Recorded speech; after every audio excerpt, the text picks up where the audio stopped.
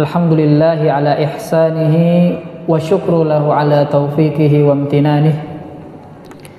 Ashhadu an la ilaha illallah ta'ziman li sya'nihi wa ashhadu anna Muhammadan abduhu wa rasuluhu ad-da'i ila ridwanihi. Amma ba'du, fanas'alullaha subhanahu wa ta'ala an yamunna alaina bi'ilmin nafi' wal 'amali shalih wa an yufaqqihana fid din wa an yaftaha lana futuhal 'arifin wa an yarzuqana al-ikhlasa fil aqwali wal a'mal. Allahumma amin.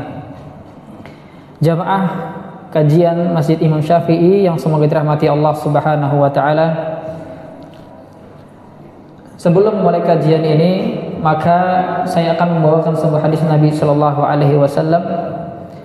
Rasulullah sallallahu alaihi wasallam mengatakan, ad-dunya mal'unatun wa mal'unatun ma fiha. Dunia itu diciptakan dalam keadaan dilaknat oleh Allah Subhanahu wa taala. Kemudian wa mal'unatun ma fiha. Dunia itu sendiri dilaknat oleh Allah Subhanahu wa taala. Tidak ada di dalam Al-Qur'an ataupun di dalam hadis Allah ataupun Rasulullah sallallahu alaihi wasallam memuji tentang dunia. Wa mal'unatun ma fiha. Dan dunia beserta hiruk pikuknya, isinya, gemerlapnya, segala macam itu juga mal'unah, dilaknat oleh Allah dan Rasulnya. Illa zikrullah. Di sini ada pengecualian. Apa pengecualian tersebut? Yaitu adalah zikrullah, mengingat Allah Subhanahu wa taala. Dan dalam bentuk mengingat Allah yaitu adalah belajar, thalibul ilmi. Dan tujuan kita belajar adalah untuk mengingat Allah Subhanahu wa taala. Maka majelis ilmu dikatakan sebagai taman-taman surga, taman di antara taman surga. Rasulullah mengatakan, idza marartu bi riyadil jannah farta'u. Kalau kalian melewati taman-taman surga, maka singgahlah, duduklah di situ. Ya. Kemudian para sahabat bertanya, wa ma riyadul jannah ya Rasulullah? Apa taman surga itu? Maksudnya taman surga apa yang ada di muka bumi ini? Padahal taman surga, ya taman yang di surga gitu.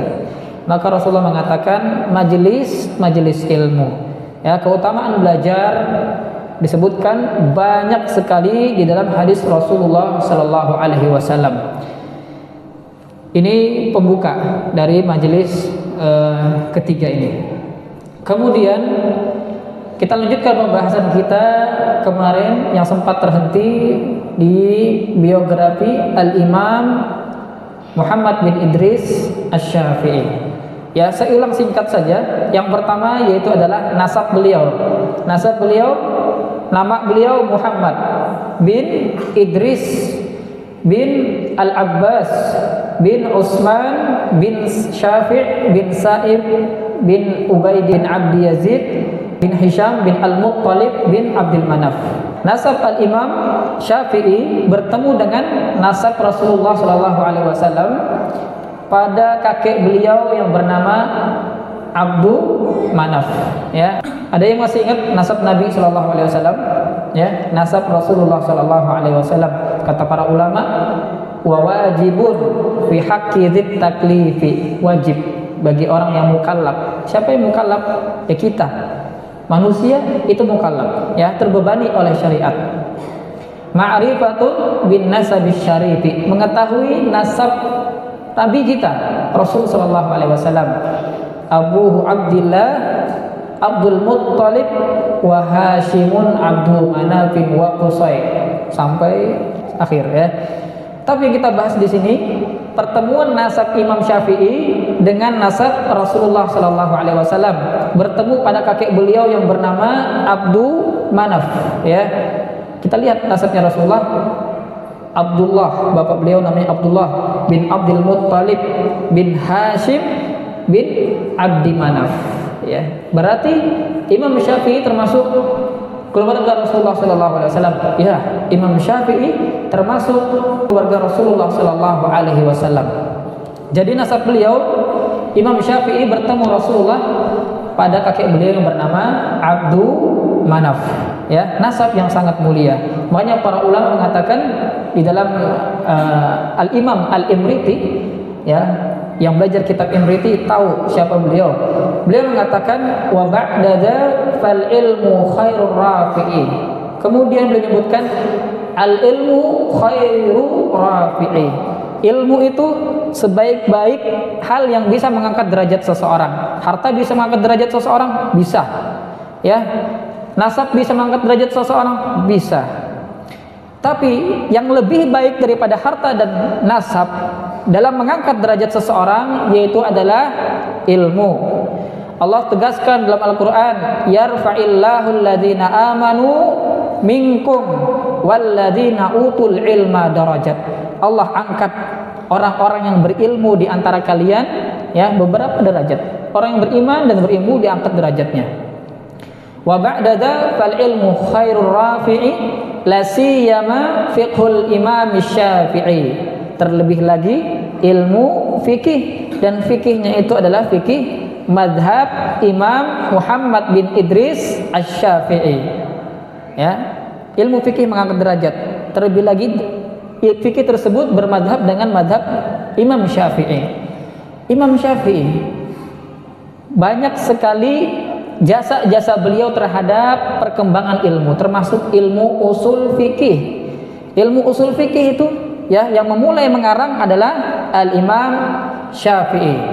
Kemudian Imam Ahmad mengatakan, Ahmad bin Hanbal, mazhab beliau Hanabilah Hambali. Beliau mengatakan, beliau ini murid dari Imam Syafi'i. Beliau mengatakan kanal fiqhu quflan. Fikih itu diibaratkan dulu seperti gembok, susah dipahami, ya. Kenapa susah? Karena tidak ada usul, ya, usul fikihnya belum ada, qaidahnya belum ada, ya.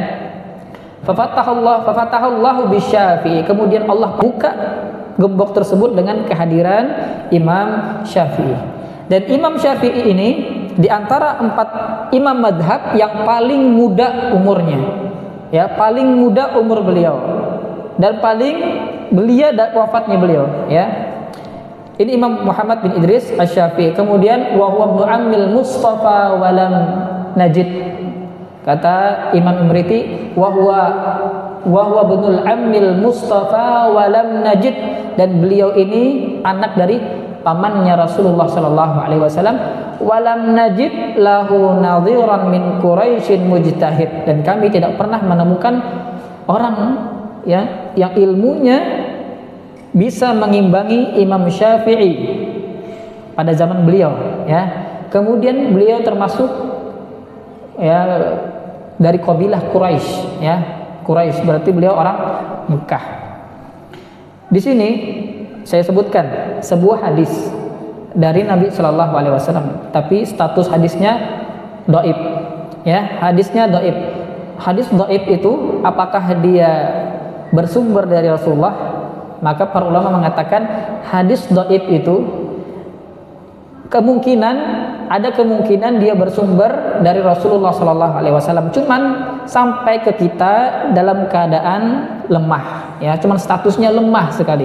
Maka boleh menyampaikan hadis dhaif, boleh, tapi harus dijelaskan kalau hadis ini dhaif.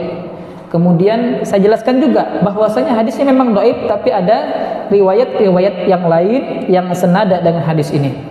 Ini berbicara tentang, ya, Imam Syafi'i. Rasulullah, ya, disebutkan riwayat dari Ibnu Mas'ud, la tasubbu Quraisyan, janganlah kalian mencela orang Quraisy, janganlah kalian mencela orang Arab bangsa kabilah Quraisy, orang Arab yang Quraisy, ya, suku Quraisy. La tasubbu Quraisyan fa inna alimaha yamla'u tibal ardi ilman. Karena seseorang, ilmu dari orang Quraisy itu ada seseorang yang akan menjadi alimnya, kata Nabi SAW kelak, ya, yamla'u tibal ardi ilman. Ilmunya ini menyeliputi seluruh, ya, dunia, seluruh permukaan tanah. Maksudnya menyebar ilmunya. Yang dimaksud di sini kata Ibnu Nuaim adalah Muhammad bin Idris Asy-Syafi'i, Imam Syafi'i, ya. Beliau dari Quraisy, bangsa Arab. Nah, ini disebutkan oleh para ulama. Ini tentang Imam Syafi'i. Kemudian ibu beliau bernama Fatimah binti Ubaidillah. Kemarin sudah disampaikan juga bagaimana ya peran seorang ibu dalam mencetak generasi yang luar biasa ya. Kemudian beliau lahir di Gaza. Imam Syafi'i lahir di Gaza pada tahun 150 Hijriah.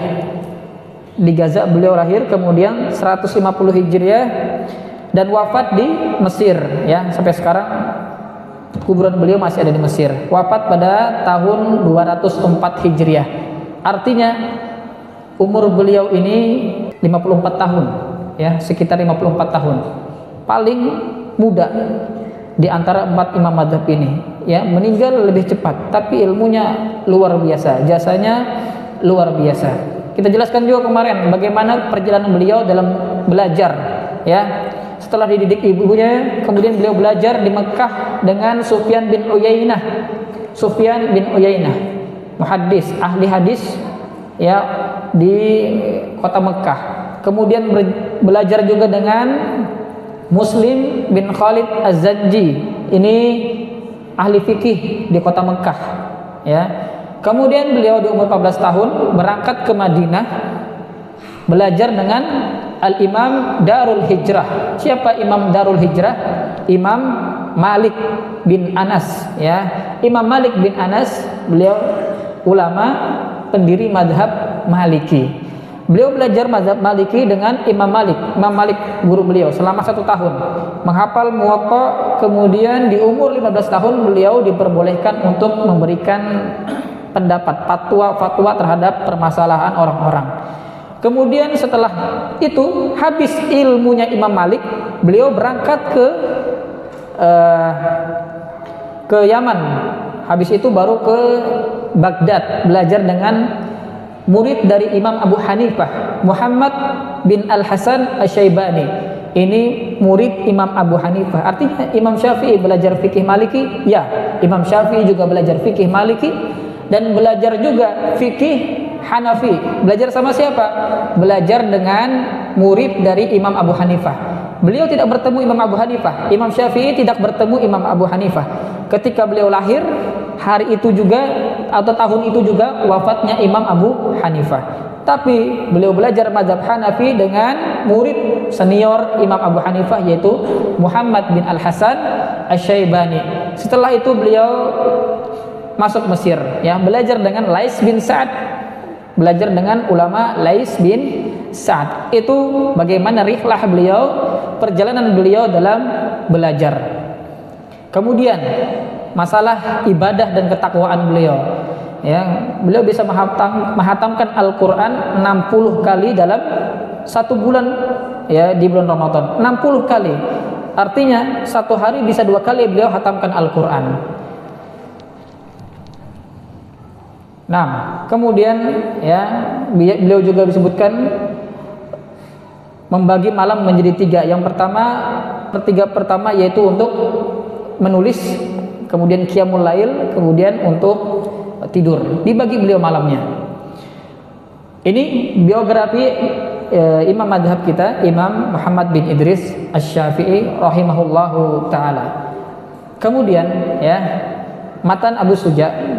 Kalau kemarin sudah dibagikan bukunya, bisa dilihat di situ tentang Matan Abu Suja. Sebelum kita masuk ke Matan Abu Suja, pembahasan ini ya, kita kenali dulu siapa pengarang dari kitab Matan Abu Suja. Nama lainnya Matan Ghaya wa Takrib ya, nama lainnya Ghaya wa Takrib. Pengarangnya yaitu adalah Ahmad bin Al-Hasan Al-Asfahani. Ahmad bin Al-Hasan Al-Asfahani. Beliau lahir pada tahun 433 Hijriah. Lahir pada 433 Hijriah dan wafat pada tahun 593 Hijriah. Kita lihat berapa umur beliau dari 433 sampai 593. 593 dikurang 433 berarti umur beliau sekitar 160 tahun. Panjang sekali umur beliau, ya. Jadi beliau ini punya murid. Ya, kebiasaan murid-murid ulama itu menulis biografi gurunya. Tapi kapan menulisnya? Ketika sudah wafat gurunya tersebut. Karena kalau menulis dalam keadaan hidup, ya kurang beradab namanya. Kapan ditulisnya? Setelah wafat. Beliau punya murid yang bernama Al-Imam As-Silafi. Ini murid beliau, senior, terkenal. Kemudian ya, Al-Imam As-Silafi ini ingin menulis biografi gurunya ini, Ahmad bin Al-Husain Al-Asfahani, ya, Abu Suja, gelarnya Abu Suja atau lakopnya Abu Suja, dikenal dengan Abu Suja, artinya orang yang pemberani, bapak yang pemberani, ya, karena beliau ini mengatakan yang hak ya hak, yang batil dia batil gitu. Dan beliau seorang qadi, seorang hakim. Beliau punya murid yang bernama As-Silafi. Kemudian As-Silafi ini ya berkeinginan untuk menulis biografi dari gurunya. Ya, biasanya seperti itu, murid menulis biografi gurunya. Ya, tapi ternyata Ahmad bin Al-Husain Al-Asfahani ini, Abu Suja ini tidak meninggal, ya, tidak meninggal sampai usia beliau 160 tahun, dan ternyata muridnya belum meninggal, ya. Dan beliau punya beberapa murid lagi, banyak muridnya, dan semua murid beliau meninggal lebih dahulu daripada gurunya, ya. Biasanya murid menulis biografi gurunya, tapi sekarang malah gurunya yang nulis biografi muridnya, ya, kebalik. Jadi umur beliau panjang sekali dan berkah, ya, umur panjang kemudian berkah. Walaupun panjang umurnya 160 tahun, tapi badan beliau sehat, ya, tidak ada berkurang, ya, berkurang itu sedikit saja, sehat badan beliau. Ditanya, kenapa badan Anda sehat seperti ini walaupun umur Anda sudah tua sekali, ya, 100 lebih? Beliau mengatakan, apa resepnya? Beliau mengatakan, dulu pas saya muda, saya menjaga sekali badan saya dari mengerjakan yang haram, menjaga badan saya dari mengerjakan perbuatan-perbuatan dosa. Akhirnya Allah Subhanahu wa taala menjaga badan saya di masa tua, ya, semuanya berfungsi dengan baik. Ini berkah dari tidak mengerjakan atau menjauhi perbuatan-perbuatan dosa. Kemudian matan Abu Suja ini, ya, matan Abu Suja atau matan Ghaya wa Takrib, ada nama lainnya, banyak nama lainnya. Yang pertama ada Mukhtasar Abi Suja, Mukhtasar Abi Suja. Itu yang pertama, nama lainnya. Yang kedua bisa juga disebutkan matan Ghaya wa Takrib. Sama saja, matan Abu Suja, matan Ghaya wa Takrib, kemudian Ghayatul Ikhtisar, yang keempat Ghayatul Takrib atau matan Abu Suja. Sama, ya, satu kitab. Kemudian kitab ini matan disyarah oleh para ulama.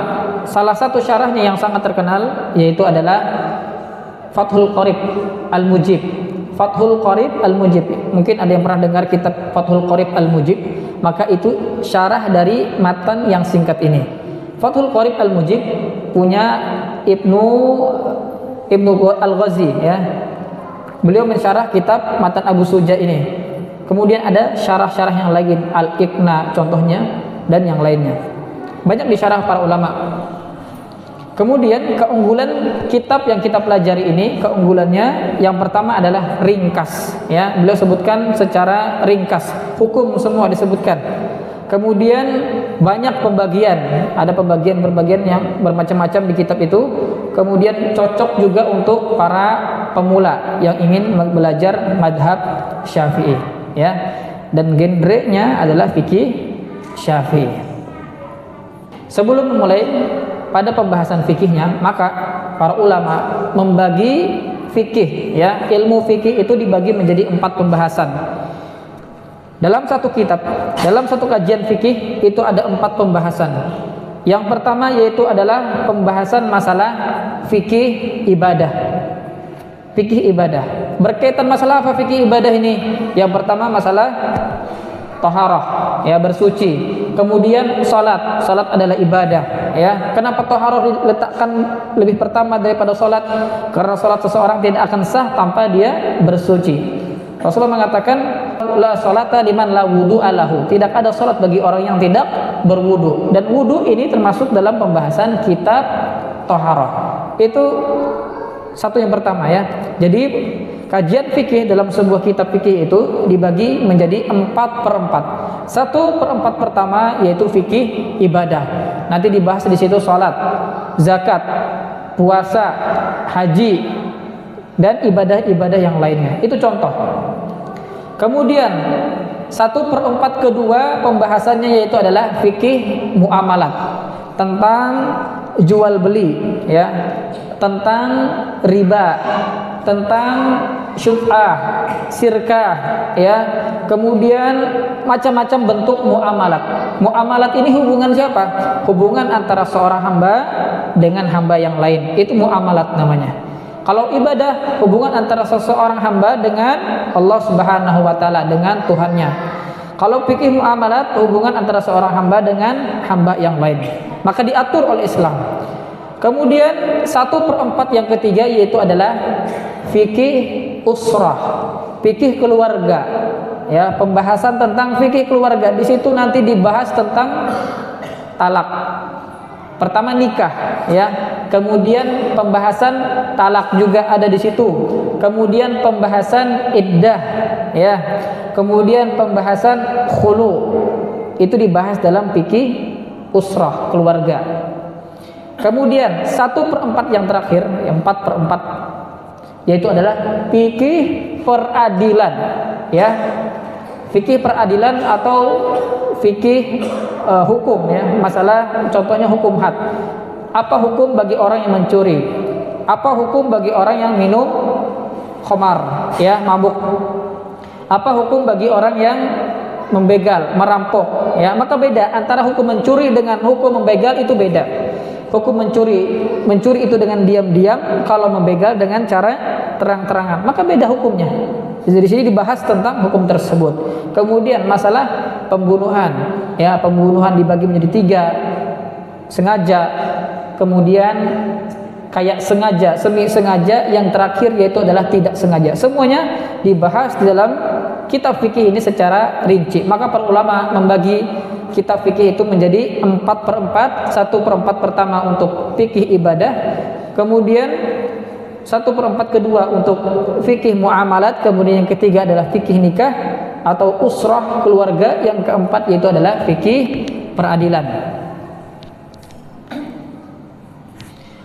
Kemudian pembahasan pertama dari kitab matan Abu Syuja ini, ya, kalau ada bukunya bisa dilihat, Kitabut Thaharah, ya, sudah dibilang tadi kan, sebutkan bahwasanya 1/4 pertama itu adalah kitab ibadah, dan Kitabut Thaharah merupakan bagian dari fikih ibadah. Kitabut Thaharah, pembahasan pertama yaitu adalah fikih thaharah, bersuci. Bersuci yaitu adalah raf'ul hadas au izalatul khabas, mengangkat hadas, au khabas. Apa bedanya hadas dengan khabas?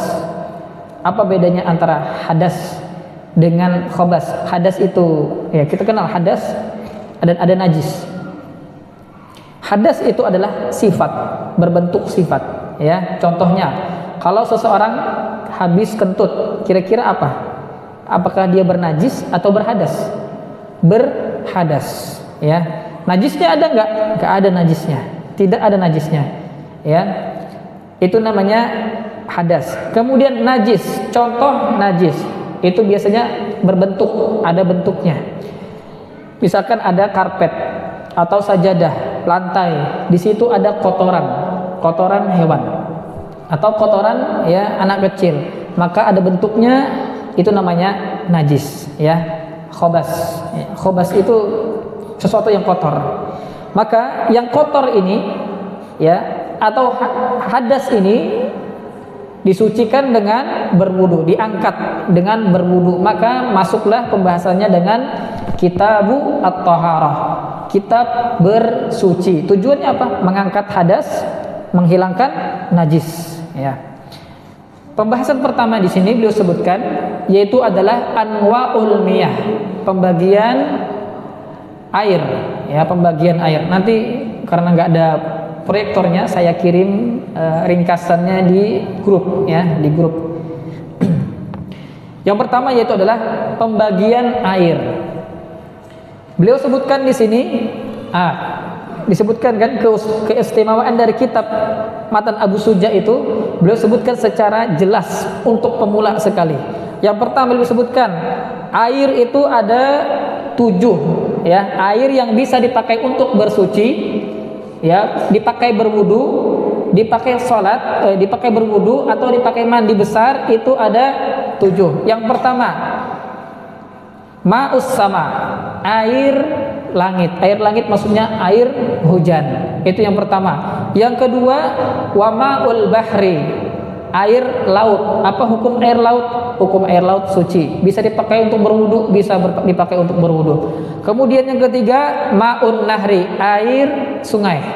Yang keempat ma'ul ain ya, air yang muncul dari mata air. Itu juga bisa dipakai untuk berwudu, dipakai untuk mandi besar atau menghilangkan najis. Kemudian wa ma'us salji, air salju ya, air salju. Tapi ini kita bahas nanti. Kemudian wa ma'ul barad, air dingin. Ini 7 air yang beliau sebutkan yang bisa dipakai untuk berwudu, bisa juga dipakai untuk mandi wajib, bisa juga dipakai untuk mensucikan sesuatu yang najis ya. Yang pertama yaitu adalah ma'us sama, air hujan. Apa hukum air hujan? Air hujan hukumnya adalah suci dan dapat mensucikan. Suci dan dapat mensucikan itu bagaimana? Nanti kita bahas masalah ini juga.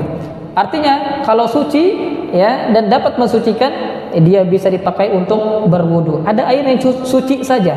Air yang suci saja itu contohnya air yang sudah bercampur dengan sesuatu yang suci. Contohnya sebelum kita buat kopi itu airnya putih ya. Airnya namanya air mutlak, tidak bercampur dengan apapun. Ini air putih, ini contohnya. Ini statusnya adalah suci dan mensucikan. Tapi ketika kita buat kopi, kita masukkan kopi di situ bubuknya, maka status air ini berubah menjadi suci saja dan tidak dapat mensucikan. Artinya apa? Boleh nggak berwudu menggunakan air kopi? Tidak sah, tidak boleh ya. Tidak sah wudunya. Boleh tidak berwudu menggunakan air susu? Tidak sah. Boleh tidak berwudu menggunakan air teh? Tidak sah. Tapi boleh diminum. Air kopi, air teh boleh diminum, boleh ya. Karena dia statusnya suci namun tidak dapat mensucikan. Suci bisa dipakai untuk kegiatan, contohnya minum ya, tapi tidak bisa dipakai untuk berwudu ataupun mandi junub ataupun menghilangkan benda najis, mensucikan tempat, nggak bisa. Itu yang pertama adalah air hujan. Ya, Allah mengatakan apa dalam Al-Qur'an? Allah mengatakan wa yunazzilu 'alaikum minas sama'i ma'an liyutahhirukum bih. Itu disebutkan dalam surah Al-Anfal ayat 17. Ayat 11 surah Al-Anfal ayat 11 Allah mengatakan wa yunazzilu 'alaikum minas sama'i ma'an liyutahhirukum bih. Allah turunkan dari langit sebuah air hujan maksudnya ya. Sebuah air maksudnya air hujan liyutahhirukum bihi. Tujuannya apa? Kalian bisa pakai air ini untuk bersuci. Ya, kalau bisa dipakai untuk bersuci berarti dia sudah suci, jelas. Kalau sucinya sudah tidak perlu dipertanyakan lagi. Kemudian masalah air hujan ini, Rasulullah juga mengatakan ketika air hujan turun maka Rasulullah ya biasanya beliau mandi, keluar, mandi buka baju beliau ya, tapi tidak semua. Ditanya apakah ini sifat kekanak-kanakan ya, sudah tua tapi keluar mandi gitu, mandi hujan? Tidak ya, ini dikerjakan oleh Rasulullah SAW. Apa Nabi katakan? Innahu hadisu ahdin an rabbihi. Sesungguhnya air hujan ini kenapa saya mandi ya, karena dia baru datang dari sisi Tuhannya ya. Dekat mana kita dengan Allah Subhanahu wa taala dibandingkan dengan air hujan? Dekat air hujan ya. Allah itu di atas, itu akidah Ahlussunnah. Itu yang pertama, air hujan bisa dipakai untuk ya bersuci. Kemudian yang kedua, ma'ul bahri, air laut ya, air laut. Air laut bisa dipakai untuk berwudu, bisa. Bisa dipakai untuk mandi, bisa. bisa dipakai untuk mensucikan sesuatu yang terkena najis, bisa juga. Ya, apa kata Rasulullah SAW? Huwa tahurun ma'uhu al-hillu maitatuhu. Air laut itu airnya suci, dan segala mayat, bangkai-bangkai yang ada di dalam air di laut itu hukumnya juga adalah halal. Ya, sahabat bertanya, kami naik kapal, tapi kami sedikit membawa perbekalan air tawar. Ya, apa boleh kami berwudu dengan air laut? Nabi mengatakan, huwa tahurun ma'uhu. Air laut itu suci airnya, tahur. Ya, suci dan dapat mensucikan. Tahur itu suci plus dapat mensucikan. Huwa tahurun ma'uhu, airnya suci. Ya, laut itu mencakup juga sungai. Sungai, laut itu sama. Ya, huwa tahurun ma'uhu al-hillu maitatuhu. Segala bangkai yang mati, ya maksudnya bangkai laut itu hukumnya adalah suci. Contohnya, ya, memakan bangkai laut. Contohnya ikan. Ikan itu kalau mati di laut halal nggak dimakan? Halal.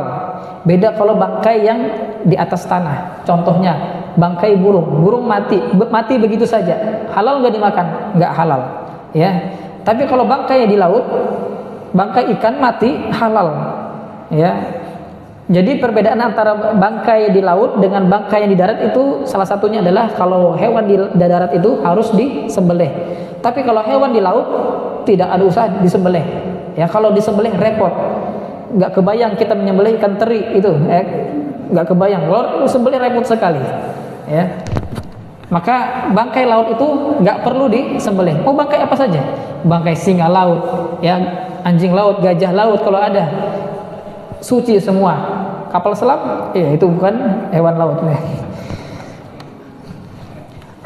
Semuanya suci yang ada berkaitan dengan laut. Maka di sini muncul pembahasan buaya kan bisa hidup di laut tuh. Buaya bisa hidup di laut, maka hukumnya apa? Khilaf di situ akhirnya para ulama berbeda pendapat hukum memakan buaya. Ya, karena buaya itu bisa hidup di air, bisa juga hidup di laut. Ya, ada istilah buaya muara, buaya di laut. Ya. Sudah, jadi di situ muncul perbedaan pendapat para ulama tentang hukum memakan buaya. Ya, kapan-kapan saja kita bahas masalah itu pada pembahasan ya kitab makanan ya al-atimah muamalat. Ma'ul bahri, air laut, walaupun asin itu tetap bisa dipakai untuk bersuci. Ya, air Sprite boleh nggak dipakai untuk bersuci? Kan bening, kayak air putih juga, air Sprite atau air kelapa boleh nggak dipakai untuk bersuci? Sah tidak untuk dipakai berwudu atau mandi? Ya, beda, ini tidak sah. Kemudian yang ketiga adalah ma'un nahri, air sungai. Ini jelas, ya, air sungai disebutkan secara satu-satu disebutkan sama beliau. Bisa juga dipakai untuk bersuci. Kemudian wama'ul bi'ri, air sumur, ya, bisa juga dipakai untuk bersuci. Air sumur, tapi sumurnya ini airnya warnanya butek gitu. Warnanya agak sedikit menyerupai warna tanah. Warna tagar ya, kecut segala macam. Apa hukumnya bersuci dengan air seperti ini? Air sumur tapi di situ ada lumutnya misalkan. Jadi warnanya agak berubah ke hijau-hijauan atau abu-abu warnanya. Ya, maka para ulama mengatakan ini tidak masalah karena berubah dengan debu, ya. Ini juga bisa dipakai untuk bersuci. Wa ma'ul bi'ri. Yang kelima yaitu adalah wa ma'ul ain, air yang bersumber dari mata air, ya, mata air, baik di gunung ataupun ya di tanah. Wa ma'ul ain wa ma'us salj, air es, air salju. Air salju. Maksudnya gimana air salju?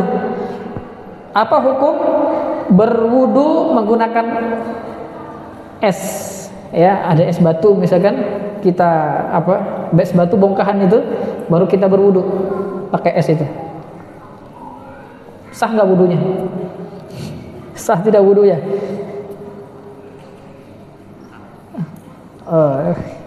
Khilaf ya. Enggak, khilaf antara jamaah.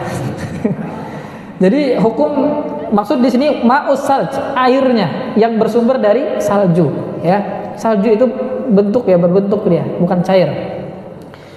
Salju kemudian dikumpulkan, dipanaskan jadi air maksudnya. Baru itu sah dipakai untuk berwudu. Artinya kalau masih padat, masih es, itu tidak sah dipakai untuk berwudu. Karena wudu itu adalah as-saylan, aliran air ya, bukan bentuk benda.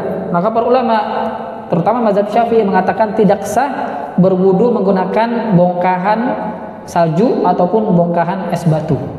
Yang sah itu bagaimana? Dicairkan dulu baru itu sah ya. Wa ma'us salji, air salju, airnya bukan saljunya ya.